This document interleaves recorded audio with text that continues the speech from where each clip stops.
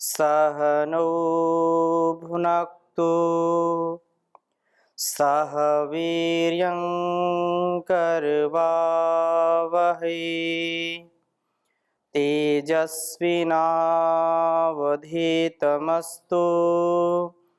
मा विद्विषावहै। ओम शांति शांति शांति। वैदिक जीवन पद्धति की इस कक्षा में आप सभी दर्शकों का, श्रोताओं का हृदय की गहराइयों से हार्दिक अभिनंदन है। वेद सब सत्य विद्याओं का पुस्तक है। वेद का पढ़ना, पढ़ाना, सुनना, सुनाना तथा अपने आचरण में लाना, ये हम सबका परम कर्तव्य है। वेद सब ज्ञान का सागर है। सब विद्याएं वेदों में निहित हैं। इसलिए उच्च चेतना में हम जी करके मर्यादित, संयमित, व्यवस्थित अपनी जीवनचर्या को बना करके अपने आहार, विचार और संस्कारों में दिव्यता ला करके जीवन का जो श्रेष्ठतम लक्ष्य है उसकी प्राप्ति हम कर सकते हैं। हर प्रकार की जो उत्तम से उत्तम शिक्षा वेदों से हमको मिलती है, उसका अभिप्राय क्या है, उसको समझ करके अपने व्यवहार में उतारना, आचरण में लाना, फिर उस आचरण में जो दिव्यता आती है वो अपने जीवन के लिए भी और संसार के लिए भी अत्यंत कल्याणकारी महनी होती है। हम ऋग्वेद के प्रथम मंडल का स्वाध्याय कर रहे हैं, निरंतरता से आगे बढ़ रहे हैं इस ज्ञान गंगा में। 162वें सूक्त में जो बहुत ही सुंदर सुंदर मंत्र हैं उनकी चर्चा हम कर रहे थे। इसी क्रम में आज हम 162वें सूक्त के 14वें मंत्र का स्वाध्याय करेंगे।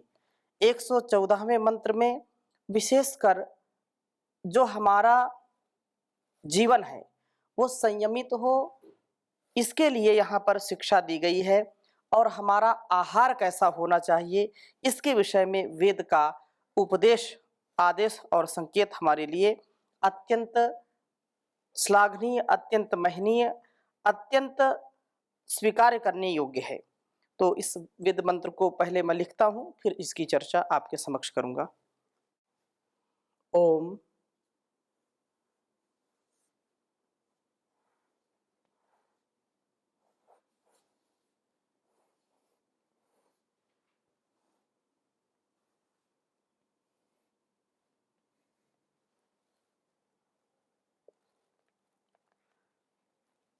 निक्रमणम निषदनम।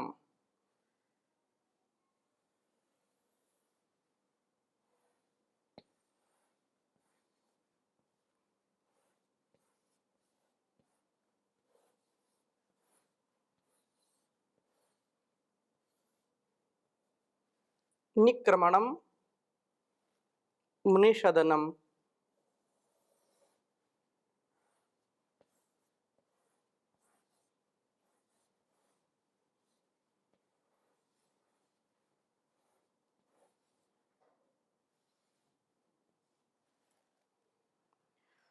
विवर्तनम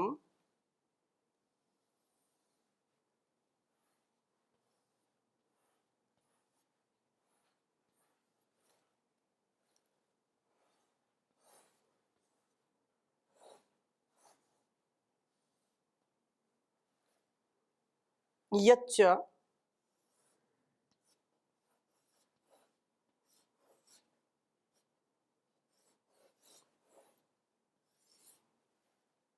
विवर्तनम यच्च पदवी समवर्तः।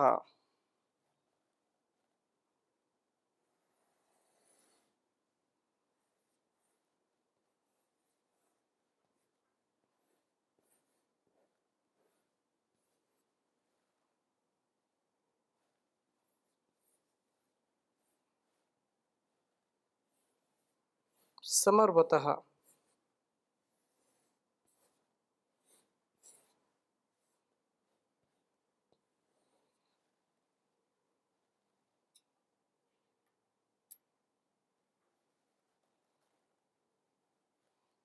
यच्च पपौ यच्च घासिम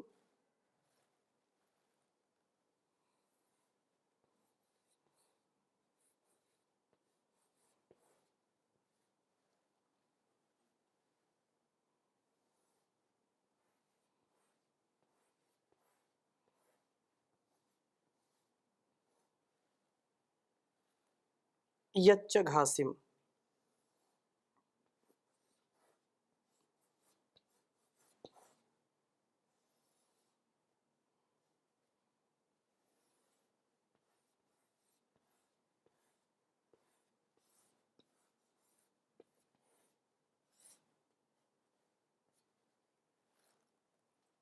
जघास सर्वा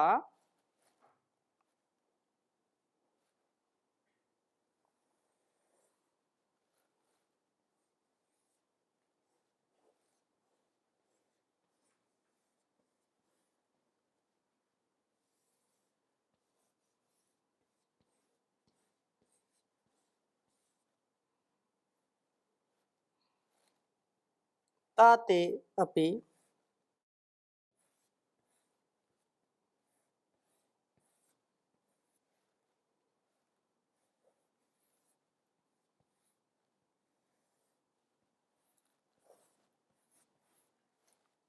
देवेष्वस्तु।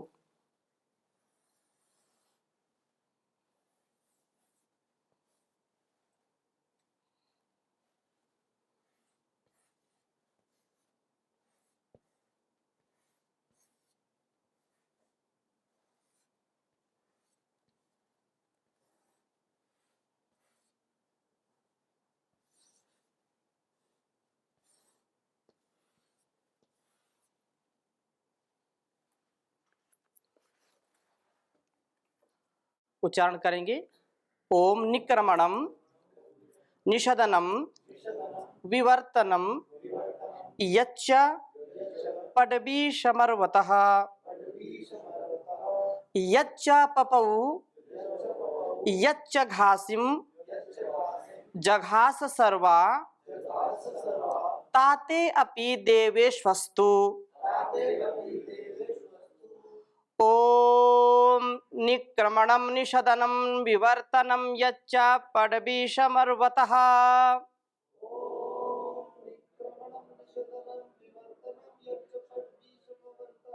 यच्च पपौ यच्च घासिम जघास सर्वा ताते अपि देवेष्वस्तु।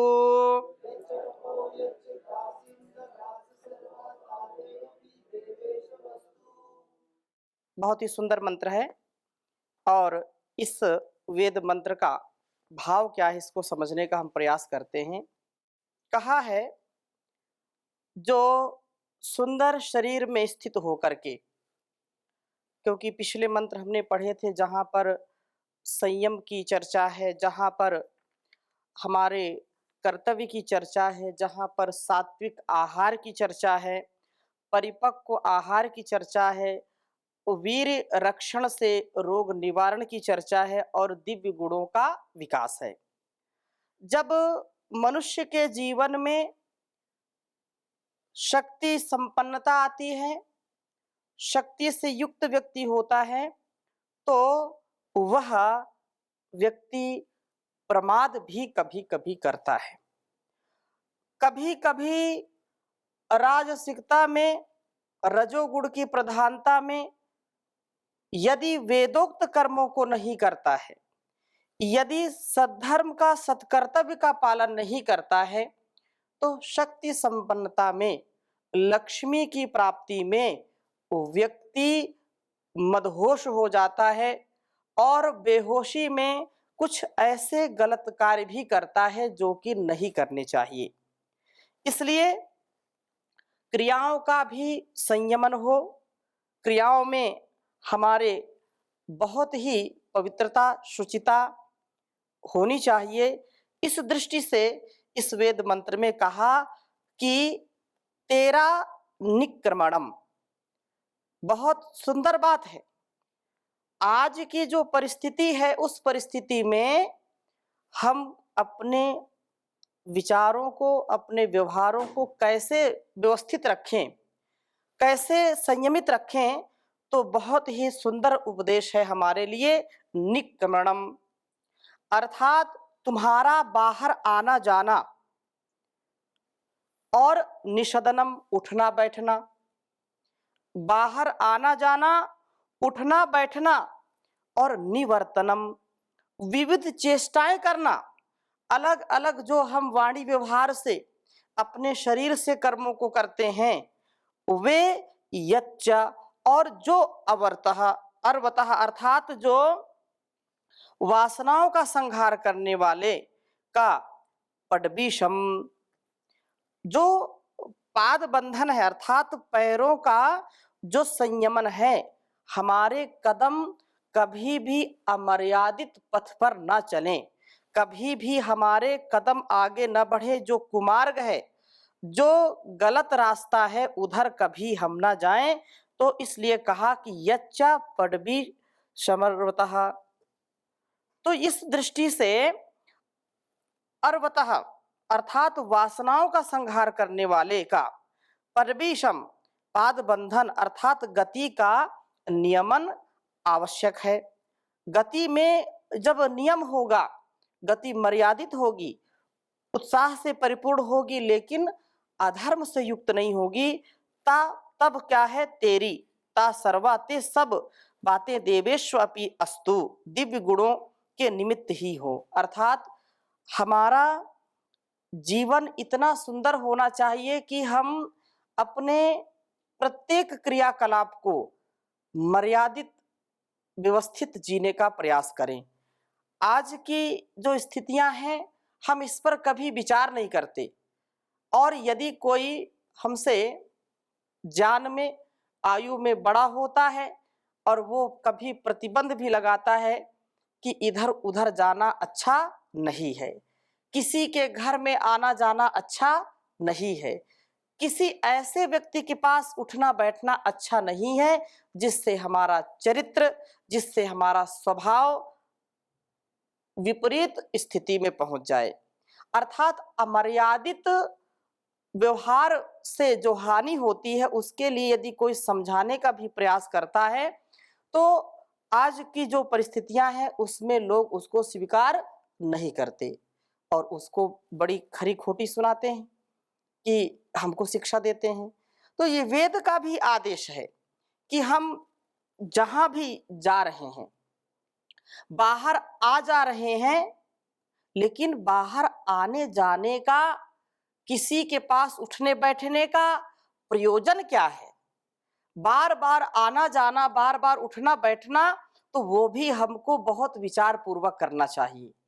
किसी के पास यदि बार बार आते जाते हैं तो दूसरों की भी दृष्टि पड़ती है, लेकिन आपका उद्देश्य क्या है, उसके पास बैठने का, कुछ सीखने का, कुछ चर्चा करने का, कुछ समय व्यतीत करने का। जो मानस बना हुआ है वो मानस पवित्रता से युक्त है या उसमें कोई छल कपट काम वासना लोभ की प्रवृत्ति है, इस बात को हमको समझना चाहिए किसी के भी पास जाने से पहले। और उसके पास बैठने में भी मर्यादा कि कैसे बैठना, कब बैठना, कहाँ बैठना, ये बहुत महत्वपूर्ण बिंदु है। ये छोटी छोटी बातों से हमारा जीवन चलता है। छोटे छोटे पत्थरों से ही ठोकर लगती है। पहाड़ से कोई ठोकर खाता है क्या? नहीं खाता। तो छोटी छोटी बातों पर यदि हम ध्यान नहीं देंगे तो ये ठोकर दिलाते हैं, हमको गिराते हैं। पहाड़ की आवश्यकता ही नहीं होती है। इसलिए वेद हमारे लिए अत्यंत महत्वपूर्ण जो व्यवहार है उसका दिग्दर्शन करता है, उसका उपदेश करता है कि हम अनावश्यक रूप से किसी भी कार्य को ना करें, किसी भी कुचेष्टा को ना करें। चलते चलते भी कहीं कहीं कुछ लोगों का स्वभाव होता है, चलते चलते किसी के कपड़े खींच लेना, कोई वस्तु तोड़ देना, फसल खड़ी हुई है चलते चलते उसकी जो है कलियां, उसकी बालें तोड़ देते हैं। ऐसा स्वभाव से लोग करते हैं, चलते चलते उंगली कर देते हैं। ये छोटी छोटी बातें हैं, लेकिन लगता है नहीं ये तो आनंद, इसमें तो अच्छा लगता है। ये त्रुटिपूर्ण कार्य हमको नहीं करना। कुछ बैठे बैठे ही कुछ अगर उनके हाथ में कलम है तो कुछ ना कुछ लिखते रहेंगे, कुछ चित्र बनाते रहेंगे, कुछ नहीं तो जिस आसन में बैठे उसी को उंगली अगर उसमें कहीं सुराख है तो उसको बढ़ाने में ही काम करते रहते हैं, उसको बढ़ाते रहते हैं। छोटे-छोटे बच्चों को देखें तो उसके जो है, जो धागे होते हैं उसी को निकालते रहते हैं। ये जो कुचेष्टाएँ हैं, ये हमारे चांचल्य प्रवृत्ति को प्रकट करती हैं। कुछ नहीं तो किसी की निंदा स्तुति ही शुरू हो जाती है, निंदा पुराण शुरू हो जाता है। अच्छा उसने क्या कहा, उसको तो ऐसा है, वो तो ऐसा है, वो तो ऐसा है, उसने ऐसा किया, उसने ऐसा किया। तो ये जो हम आने-जाने की बात करते हैं और उठने-बैठने की बात करते हैं, जैसा वेद मंत्र कहता है निकर्मणम, निषदनम, विवर्तनम, यच्च पदवी संवर्वतः। ये जो चीजें हैं, इनसे हम अपने आप को संतुलित करें, अपने आप को व्यवस्थित करें। एक भी कुचेष्टा हमसे नहीं होनी चाहिए, एक भी गलत कार्य नहीं होना चाहिए। जहां हम जा रहे हैं, हम रोज प्रार्थना करते हैं, अग्ने नय सुपथाराय, हमारा जो पथ हो वो अग्निदेव, वो सबका प्रकाशक परमात्मा सुपथ से ले चले, अच्छे मार्ग से ले चले, गलत मार्ग हम कभी ना चुने। गलत मार्ग पर चलने से हमारा कभी भी कल्याण नहीं हो सकता है। इसलिए यहाँ ये कहा है कि देवेश्व अपि अस्तु, जो देवेश्व अपि अस्तु अर्थात दिव्य गुणों के निमित्त ही हो। कोई भी कार्य हम करें उसको हजार बार सोचें, हजार बार विचार करें कि इससे मेरे जीवन में और मेरे से संबंधित लोगों के जीवन में, समाज में, इस राष्ट्र में इसका क्या परिणाम होगा, क्या इसका फल होगा। ये स्वार्थपूर्ण कार्य कर रहा हूं या परमार्थ पूर्ण कार्य कर रहा हूं, परोपकार के लिए कर रहा हूं या केवल अपने ही अधिकार, अपने ही स्वार्थ के लिए कर रहा हूं। जब विचार पूर्वक कर्मों को करेंगे तो ये सारे कर्म हमारे क्या हो जाएंगे, देव के तुल्य हो जाएंगे और दैवी संपद से युक्त हो जाएंगे, दिव्य गुणों के निमित्त हो जाएंगे। अर्थात अनावश्यक रूप से घर से बाहर जाना, अब तो बड़ा वातावरण ठीक नहीं है, अब तो कोरोना काल चल रहा तो लोग ऐसे भी नहीं जाते। लेकिन ये पहले भी हमारी ये मर्यादा रही कि बिना कार्य के, बिना किसी प्रयोजन के इधर उधर जो जाना, इधर उधर अट-सट मारना, सैर सपाटा करना, ये कभी भी नहीं उचित माना गया और इसी से संयमित जीवन लोगों का रहा है। हाँ, बहुत बड़े प्रयोजन के लिए, अपने समाज के लिए, राष्ट्र के लिए और आत्मोन्नति के लिए, आत्म कल्याण से राष्ट्र कल्याण, विश्व कल्याण की भावना से हम दूर दूर तक भी जाएं, विचार पूर्वक कर्मों को करें, उठना बैठना भी हमारा मर्यादित हो। लोग इधर उधर जाते रहते हैं, कहीं होटलों में, कहीं रेस्टोरेंट में, कहीं कहीं अलग अलग स्थानों पर, केवल किस लिए, मनोरंजन के लिए। किस लिए, अरे जी उब गया, बहुत दिन हो गए घर में, कुछ घूम के आते हैं, कुछ सैर सपाटा करके आते हैं। ये जो स्थिति है ये कभी भी कल्याणकारी नहीं हो सकती है। हाँ, तीर्थाटन भी करें, आवश्यक है, लेकिन जैसा कहा कि आत्मोन्नति हो, जिससे जिससे मेरे तन मन, मेरे विचार में उच्च चेतना का आधार हो और मैं परिपक्वता को प्राप्त हूं, मेरी इंद्रियां सबल हो, इंद्रियों में शिथिलता ना आए, ऐसे स्वभाव को लेकर के उठना बैठना, आना जाना करना चाहिए। और यदि मर्यादित कहीं बैठते हैं, मर्यादा के साथ बैठें, अनुकूल हो, प्रतिकूल किसी का ना हो। यदि हंसी मजाक भी हो तो मर्यादित हो। अनावश्यक उपहास किसी का करना या केवल झूठी बातों का पुलिंदा बांधना ये बिल्कुल उचित नहीं है। तो हमारी अनुपयुक्त जो चेष्टाएं हैं, अनुपयुक्त जो कार्य हैं, उन कार्यों से हमको बचना चाहिए, उनमें हमारा नियंत्रण होना चाहिए। तो इसीलिए वेद कहता है कि अनुपयुक्त चेष्टा न करना तथा सब क्रियाओं पर नियंत्रण तुझे उत्तम दिव्य स्वभाव वाला बनाता है। अब कुछ उसमें दोष नहीं है, लेकिन कुछ लोग बैठे बैठे उनका देखो तो पैर ही हिलाते रहेंगे या कुछ ना कुछ करते रहेंगे, तो वो उनकी चंचल प्रवृत्ति को दर्शाता है। एक ऐसा स्वभाव है कि बस स्थिरता से बैठ गए तो बैठ गए, पूरा ध्यान केंद्रित रहता है एक स्थान पर।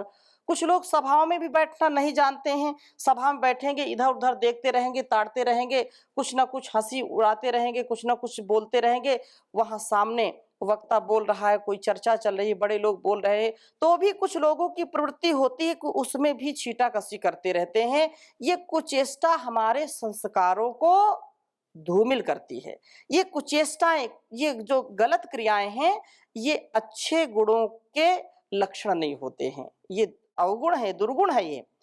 और यच्चा पपौ, और जो तू जल पीता है, यच्चा और घासिम, जो वनस्पति युक्त अर्थात जो शाकाहार है, जो घास है उसको खाता है, अर्थात मांस भोजन से दूर रह करके वानस्पतिक भोजन ही करता है, यह तुझे दिव्य गुणों की उन्नति का कारण बनाता है। हमेशा इस बात का ध्यान रखना चाहिए। कुछ लोग बोलते हैं कि अगर इतने मांस का सेवन नहीं करेंगे, इतने बकरे, मुर्गे क्या-क्या खाते रहते हैं, तो फिर यहाँ संतुलन बढ़ जाएगा, इनकी संख्या बढ़ जाएगी। इतना वो इतनी चिंता करता है इस समाज की कि इनकी संख्या बढ़ जाएगी तो क्या होगा? और जिनकी संख्या नहीं बढ़ाना चाहिए, उनकी संख्या बढ़ा रहे हैं। जनसंख्या कम करनी चाहिए, उनको नहीं कर रहे हैं। उनकी चिंता है, मुर्गों की चिंता है, बकरों की चिंता है। पता नहीं कितना मनुष्य का पतन हो गया है, कितना यह गिर गया है अपने भावों से, अपने चरित्र से, अपने आहार, अपने विचार से। तो हमको इस पे विचार करना चाहिए कि जो मांसाहार है, वो सात्विक आहार नहीं है। वह आध्यात्मिक मार्ग पर चलने वालों का आहार नहीं है, क्योंकि मांसाहार करने वाले जो जीव जंतु हैं, उनकी आकृति, उनके दांत, उनके नाखून अलग प्रकार के ईश्वर ने बनाए हैं। यह बिल्कुल उचित नहीं है, क्योंकि ईश्वर ने इतनी चीजें मनुष्य के लिए बनाई है खाने के लिए, इतने प्रकार के फल फूल, इतने प्रकार के औषधियों से युक्त वनस्पतियों का निर्माण किया है, फिर भी व्यक्ति पता नहीं क्या उसको है कि वो इतनी चिंता करता है, पूछो मत, कि वो जल के, थल के, नभ के, सबके जो पशु पक्षी सबको अंदर कर गया। क्यों? तो उसको चिंता है कहीं इनकी संख्या बढ़ गई तो हमारा क्या होगा। लेकिन ये बिल्कुल उचित नहीं है। इसलिए मांस से बने या मांस युक्त जो आहार हैं, जो भोजन है, वो मनुष्य का स्वभाव नहीं है उनको खाना। दिव्य गुणों की यदि हम उन्नति करना चाहते, दिव्य गुणों से अपने आप को भरना चाहते हैं, दैवी संपत्ति से युक्त होना चाहते हैं, तो कभी भी मांसाहार ना करें, क्योंकि जैसा खाएंगे अन्न वैसा हो जाएगा मन, जैसा पिएंगे पानी वैसी हो जाएगी वाणी। तो इस दृष्टि से मांस भोजन मानव स्वभाव में क्रूरता लाता है। ये हमारे जीवन की जो दिव्यता है उसको नष्ट करने वाला है। इससे देव इससे दूर ही रहते हैं। पिशितम मांसम अश्नाति इति पिशाचः, जो पिशाच है, जो राक्षस है, वो इसीलिए कहलाता है क्योंकि वह मादक द्रव्यों का और मांस भक्षण करने वाला है। क्रव्यम अति इति क्राव्यदः, इन जो संस्कृत व्युत्पत्तियां हैं, इनसे यह स्पष्ट होता है कि मांस भोजन पिशाचों का, क्रव्यादों का अर्थात राक्षसों का ही काम है, किसी देव का ये काम नहीं है।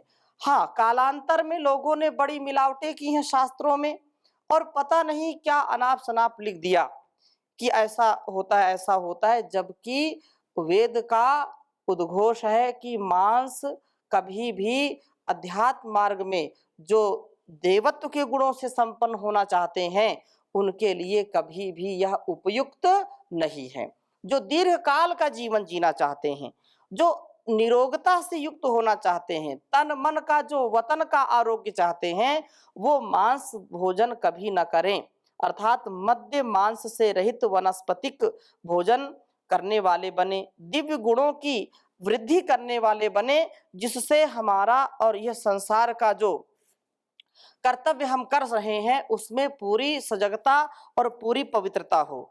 इस प्रकार से यदि हम विचार करते हैं तो कभी भी हमारा जीवन असफल नहीं होगा। और बहुत ही सुंदरतम जीवन हम जी सकते हैं। इस प्रकार से यदि वेद के मार्ग पर चलेंगे, वेद की आज्ञा का पालन करेंगे। बहुत ही सुंदर जो है लिखा है पथिक जी ने कि मांस खाना पाप है। और विचार करें, देख बंदे तेरी है यही बंदगी, तू किसी जीव को भी सताया ना कर, ना किसी पे जरा सी दया कर सके, तो जुल्म भी किसी पे तू ढाया ना कर। इन पशु पक्षियों को तू मारा न कर, मौत के घाट इनको उतारा न कर। अपनी 6 इंच लंबी जुबा के लिए बेजुबानों पे छुरियां चलाया न कर। इन बेचारों ने तेरा बिगाड़ा है क्या, कोई घर बार तोड़ा उजाड़ा है क्या। तू घड़ी दो घड़ी की लहर के लिए इन गरीबों के खून से नहाया न कर। निरपराधों को तकलीफ देता है क्यों, जिंदगी दे सके ना तो लेता है क्यों। जग में इनको भी जीने का अधिकार है, जग में इनको भी जीने का अधिकार है। बेरहम इनका जीवन मिटाया ना कर। जैसे बच्चे हैं सब लाडले आपके, छीन बच्चे किसी के पथिक मार कर। अपने बच्चों को हरगिज खिलाया न कर, देख बंदे तेरी है यही बंदगी, तू किसी जीव को भी सताया न कर, ना किसी पे जरा सी दया कर सके, तो जुल्म भी किसी पे तू ढाया न कर। तो हम हिंसा से बचें, अहिंसक जीवन जिएं, धर्म के लिए, इस राष्ट्र के लिए, शुभ कर्म के लिए सतत वेदानुकूल आचरण करें, वेद के विरुद्ध कभी आचरण ना करें। निसंदेह हमारा जीवन सफल होगा, सक्सेसफुल होगा। इन्हीं शुभकामनाओं के साथ आज की कक्षा को यहीं पर विराम देते हैं। शेष चर्चा अगली कक्षा में करेंगे। ओम शांति शांति शांति।